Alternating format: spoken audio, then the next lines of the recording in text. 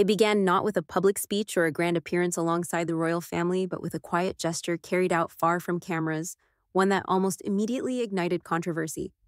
Prince Harry, absent from the official commemoration of the 80th anniversary of the end of the Second World War, arranged for a wreath of flowers and a personal letter to be placed at a memorial site not during the official service, led by King Charles and Queen Camilla, but after the ceremony had ended and the dignitaries had departed. To some it appeared an understated sign of respect.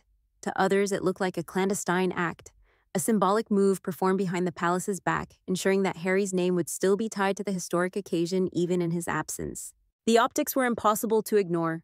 On one side of the Atlantic, Charles stood before veterans and leaders, his presence tied to the continuity of royal duty, while across the ocean, Harry, estranged from his family, yet still clinging to fragments of tradition, orchestrated a gesture that carried both sincerity and defiance. His letter tucked beside the wreath was not delivered in person, but delegated through a trusted friend, as though Harry himself were present in spirit, even if his seat at the official ceremony had long been vacated. In an era where symbolism often speaks louder than participation, the act carried echoes of rebellion but also of yearning, as though Harry was both absent and present, excluded, yet still claiming a role in the narrative of remembrance. Reactions came swiftly. Within hours, British commentators were dissecting the move, with some framing it as humble and even appropriate, given Harry's history of military service and his stated devotion to veterans' causes. But others, sharper and less forgiving, dismissed it as sly, calculated, and an attention stunt cloaked in solemnity. The fact that the gesture came not during the official proceedings, but afterward, was seized upon as proof that Harry wanted to carve out his own moment separate from his father's stage one that would guarantee headlines and spark debate. Complicating matters further was the unavoidable question of titles. Despite stepping back from royal duties in 2020 and relocating to California, Harry's wreath and letter carried the formal style of Prince Harry, Duke of Sussex, complete with the royal crest. For supporters, this was his birthright, a status that could never be stripped. For critics, it was hypocrisy proof that Harry wanted the privileges of royal association without the burdens of royal duty. It is this tension between heritage and independence, between duty abandoned and identity claim, that turned a private gesture into a public storm. The timing also fueled suspicion. By acting after the official ceremony had closed, Harry's gesture was shielded from direct confrontation with Charles or Camilla, yet guaranteed to surface once discovered by the press. Was this a mark of humility, of not wishing to upstage the king? Or was it, as some columnists wrote, a carefully crafted moment of defiance, a way of reminding the world that Harry's voice still lingered in the spaces where the royal family stood? In the modern media landscape, such questions matter as much as the answers, because perception often dictates legacy. And so what might have passed quietly as a simple act of remembrance has become something else entirely, a symbol of the fractured ties between father and son. A reminder that Harry continues to orbit the institution he left behind, neither fully inside nor truly outside, caught in a liminal space where every action, even a wreath of flowers, is interpreted as political theater. Yet the drama had only just begun, because while the placement of the wreath itself caused murmurs, the content of Harry's hidden letter, when revealed, would push the controversy far further than anyone expected, transforming whispers of suspicion into a storm of outrage. But when the words of Harry's private letter were finally revealed, the story shifted onto ground no one had anticipated. When the contents of Harry's letter finally surfaced, the story shifted from speculation about optics to a heated debate about intent. The letter, written in his own hand and placed alongside the wreath at the memorial, was filled with solemn words of remembrance. It praised the bravery of the soldiers who had given their lives. It spoke of sacrifice and unity in the face of tyranny, and it acknowledged the enduring spirit of those who had endured war so that future generations might live in peace. On its surface, it was the kind of message one might expect from a veteran prince with 10 years of military service, a reflection of the causes Harry has consistently supported. Yet buried within the lines was a detail that lit the fuse of controversy. Harry had invoked the name of his grandfather, Prince Philip. He described Philip's dedication to service and his bond with the armed forces, framing him as a personal source of inspiration.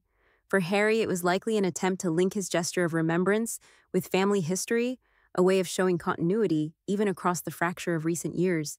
But for many commentators, the invocation of Philip's name was deeply ironic, even offensive, given the Duke of Edinburgh's famously unforgiving stance on loyalty and duty.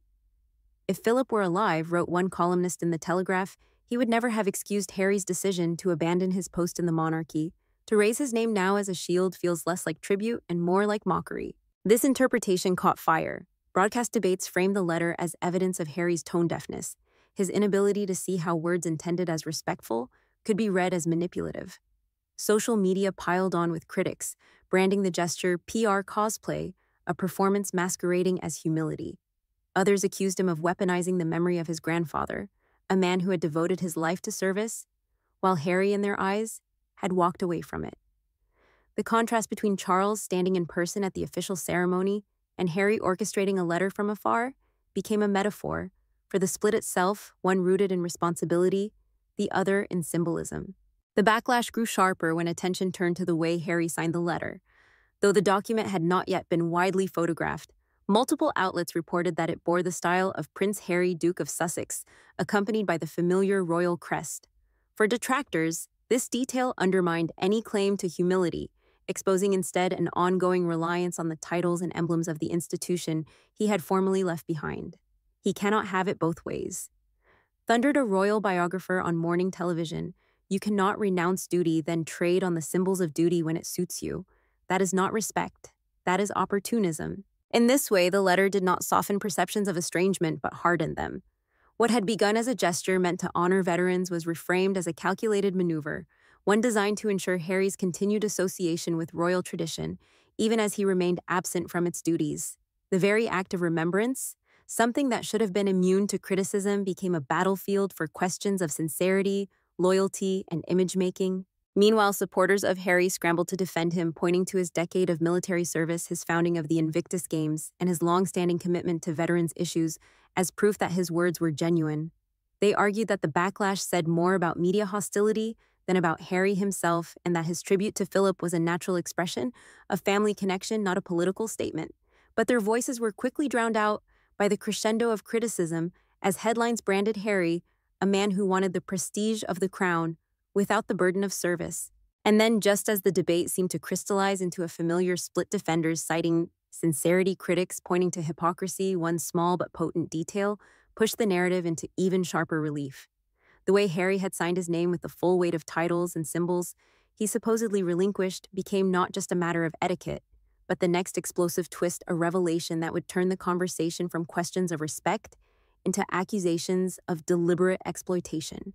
And so what seemed at first like a solemn act of remembrance gave way to a storm, and a single signature at the bottom of the page became the spark that set the narrative ablaze. At first, there were those who argued that Harry's gesture, though clumsy, was born of sincerity, that his letter was an olive branch rather than a weapon, that perhaps in invoking his grandfather and saluting the fallen, he was quietly signaling a wish to reconnect with the traditions he had abandoned.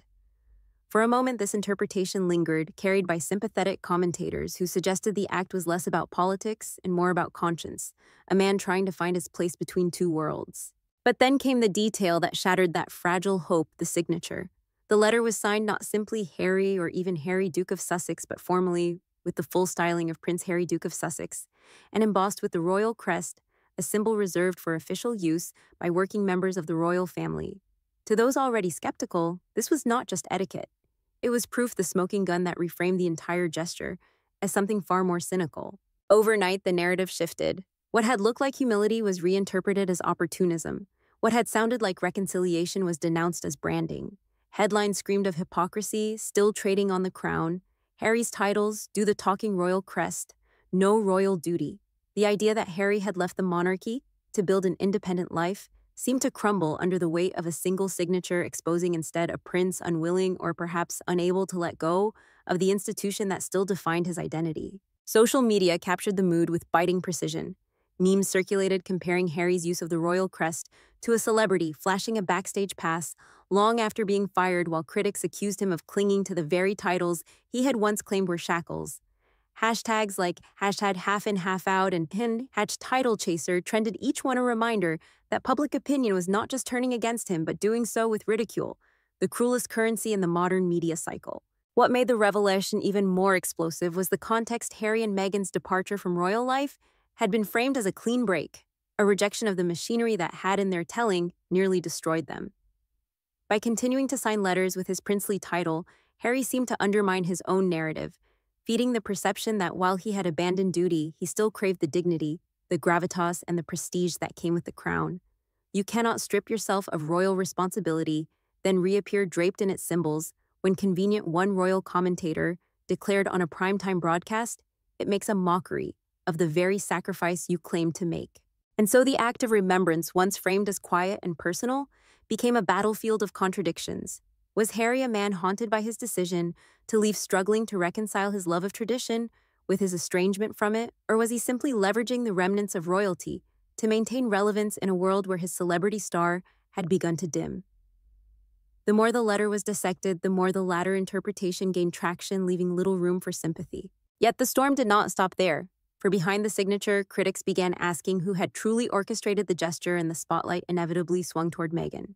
Commentators suggested that the careful staging, the timing after Charles and Camilla's ceremony, the polished phrasing of the letter, and above all, the insistence on using titles and crest, bore the hallmarks not just of Harry's hand, but of a broader PR strategy.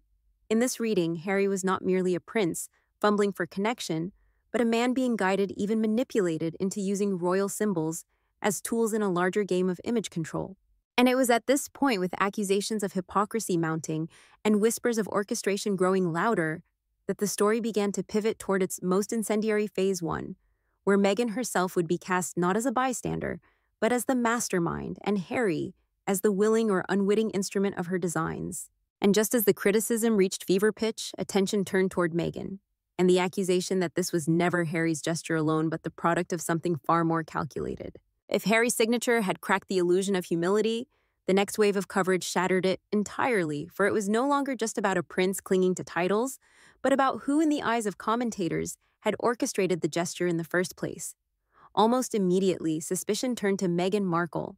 Tabloid headlines spoke with the certainty of verdicts, the Meghan touch. Harry's PR, Meghan's playbook, behind every gesture, her hand. What had been framed as a personal act of remembrance was now recast as part of a broader strategy, one that critics claim was less about honoring veterans and more about keeping Harry tethered to the royal spotlight. The narrative gained traction quickly.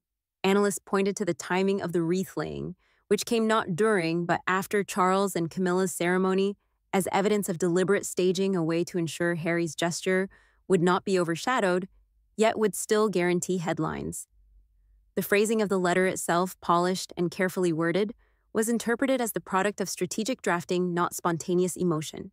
And most damning of all was the use of the crest and titles, which many argued bore the fingerprints of someone acutely aware of branding symbolism and the power of royal association in a global marketplace. For Meghan's critics, the conclusion was inevitable. Harry was not simply fumbling through his own contradictions. He was being guided or manipulated into transforming private sentiment into public performance. This has Meghan written all over it, one commentator declared, on live television, the choreography, the imagery, the timing. Harry may have laid the wreath, but Meghan set the stage. The framing was ruthless, casting her as the strategist behind every move and him as the vessel through which it was executed. The crescendo of criticism did not stop there. Old wounds were reopened, with commentators dredging up Harry and Meghan's failed lawsuits against British tabloids, the financial pressures of maintaining their California lifestyle, and even recent snubs such as their apparent absence from high-profile entertainment circles. The comparisons grew crueler, where global figures like Taylor Swift were celebrated as cultural icons with genuine influence. Harry and Meghan were mocked as professional victims struggling to remain relevant through orchestrated gestures that fell flat. In this light, the wreath and letter no longer seem solemn but desperate, the act of a couple determined to keep themselves in the headlines at any cost. Social media amplified the pile-on with sarcastic memes, labeling Harry as the errand boy and Meghan as the director. The notion that a prince who once vowed to break free from royal constraints was now reduced to borrowing the crest he had renounced became a symbol of irony, a tragicomic twist that left even some former supporters uneasy. Was this really the independence Harry had longed for, or merely another cage, this time gilded with the shine of PR, not tradition? Inside the palace, while official voices remained silent, briefings to journalists hinted at quiet disdain. Courtiers reportedly saw the move as yet another example of Harry undermining the institution from the outside, while still exploiting its image. One insider was quoted as saying, "If he truly wished to honor the veterans, he could have done so privately, without titles, without crests, without spectacle. This was theater, not tribute." The implication was clear: Harry's gesture had failed to achieve the dignity he might have hoped for, and had instead reinforced the very accusations he sought to escape. And yet, even in the midst of the storm, a question lingered, one that prevented the narrative from closing entirely. Was Harry, as critics painted him, merely a pawn in Meghan's strategy, a man unable to chart his own course? Or was there something more, a deeper impulse behind his decision to send the letter and wreath, one tied less to PR and more to personal regret? Even longing for, buried beneath the accusations of manipulation and hypocrisy, was a quieter speculation whispered by some commentators and amplified by a sympathetic minority online that Harry, despite everything, was reaching out not just to veterans or history, but to his family, perhaps even to the monarchy itself. And it is that possibility, the idea that this controversial act was not only a spectacle, but also a coded message of remorse, that now hangs in the air, raising the stakes for the final act of this unfolding drama. Was this really just Meghan's stage-managed stunt, or Harry's unspoken plea for reconciliation with the family he left behind? By the time the storm around the hidden letter and wreath reached its peak, the conversation had stretched far beyond the simple question of remembrance. What should have been a quiet gesture of honor for fallen soldiers had been transformed into a referendum on Harry's sincerity, Meghan's influence, and the future of the Sussexes' fractured relationship with the monarchy. Every detail, the timing of the wreath, the polished lines of the letter, the use of the crest, the signature dripping with royal styling, had been pulled apart, scrutinized, and reframed until the act itself no longer existed in a vacuum, but instead as a symbol of everything Harry had become since walking away from royal duty. For many, the image of Charles and Camilla standing in solemn dignity at the official ceremony, followed hours later by Harry's ghostly presence in absentia, crystallized the divide. The king embodied the institution, continuity, and tradition, while Harry represented estrangement, contradiction, and a yearning that seemed unable to find resolution. The letter's invocation of Prince Philip only deepened the paradox, a grandson reaching for the memory of a patriarch who in life might never have forgiven his departure. Was it reverence, irony, or opportunism? The answer, like so much of Harry's post-royal identity, depended entirely on where one stood. Media voices remained split, though unevenly. The harshest critics painted Harry as a man addicted to the limelight, a figure who rejected responsibility, yet clung to titles, staging symbolic acts to keep himself relevant in the shadows of the institution he had abandoned. Meghan, in their telling, was the director scripting each move, turning personal grief into public theater, pushing Harry into positions that only widened the rift between him and his family. Supporters, however, urged a softer reading. Harry had spent a decade in uniform. He had built the Invictus Games from the ground up, and his devotion to veterans was not a performance, but a through line of his life. To them, the wreath and the letter were not cynical, but necessary, a man excluded from his family's stage, finding his own quiet way to participate. And hovering over all of it was the question of regret. Was Harry, through this gesture, signaling a wish to reconnect, to show that however far he had strayed, he still felt bound to the traditions of service and memory? Or was this simply another reminder that he cannot fully escape the gravitational pull of the crown, no matter how loudly he declares independence? The irony is that both readings may be true, that Harry is at once sincere in his longing and complicit in the theater, caught between two identities he cannot reconcile. As the dust settles, one truth is clear: this was never just about a letter or a wreath. It was about legacy, loyalty, and the perilous line between sincerity and spectacle.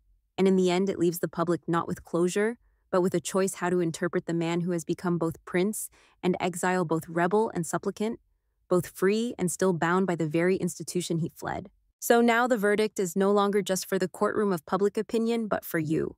Do you see Harry as a man of sincerity, haunted by regret, making gestures in the only way he knows how, or as a figure trapped in his own contradictions, using royal symbols as props in a never-ending drama? Where do you stand with Team Harry, who believe his gesture was genuine and rooted in service, or with hashtag Team Palace, who see only manipulation and opportunism? The crown may never answer that question, but tonight the choice belongs to you.